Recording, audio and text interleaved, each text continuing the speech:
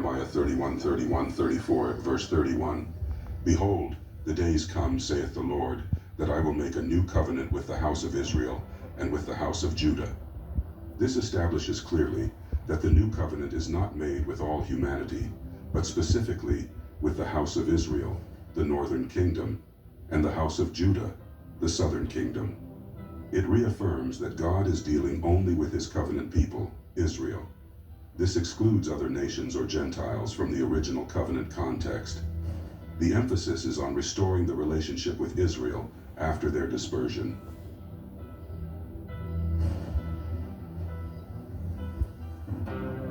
Verse 32. Not according to the covenant that I made with their fathers in the day that I took them by the hand to bring them out of the land of Egypt. This refers to the Mosaic covenant, which Israel failed to keep. The new covenant is distinct from the old because it involves a spiritual renewal, not just external law-keeping. However, the reference to the fathers reaffirms that this promise is tied to the descendants of those who left Egypt, the Israelites alone. In Jeremiah 31:32, God reminds Israel that he was the one who brought their ancestors out of Egypt, leading them out of slavery and guiding them as his covenant people. This verse points to a historical pattern of God's intervention and guidance for the descendants of Israel, especially during times of great need, such as their exodus from Egypt. This divine act of deliverance has prophetic parallels to modern awakenings among the Israelites. Verse 33. But this shall be the covenant that I will make with the house of Israel. I will put my law in their inward parts, and write it in their hearts. God promises to internalize his laws within the hearts of Israelites.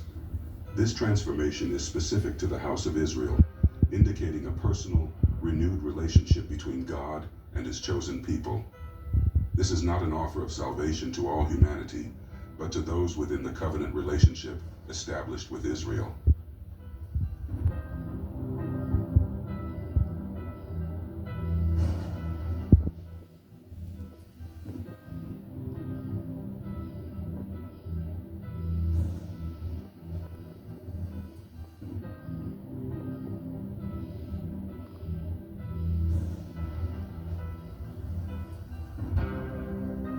Verse 34.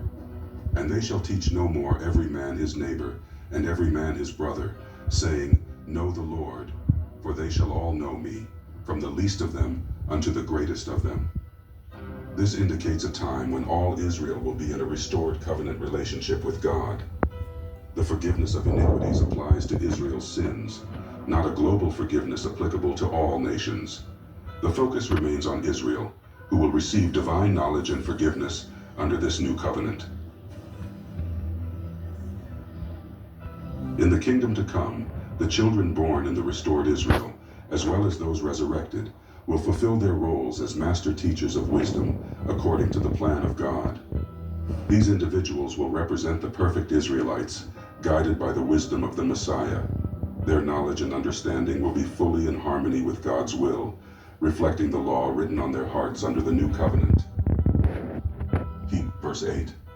For finding fault with them, he saith, Behold, the days come, saith the Lord, when I will make a new covenant with the house of Israel and with the house of Judah.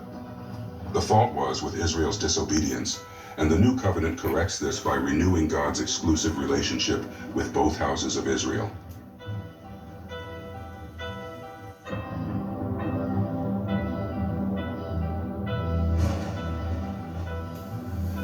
Verses 10 to 12. These repeat Jeremiah's promise that God's law will be written in Israel's hearts, and they will receive forgiveness. Again, the covenant context is national and exclusive to Israel, not to Gentile nations. Verse 13. In that he saith, A new covenant, he hath made the first old. Now that which decayeth and waxeth old is ready to vanish away. The old covenant was fading as the new covenant took prominence. But this transition is still within the context of Israel, meaning the law and promises pertain only to them. Conclusion.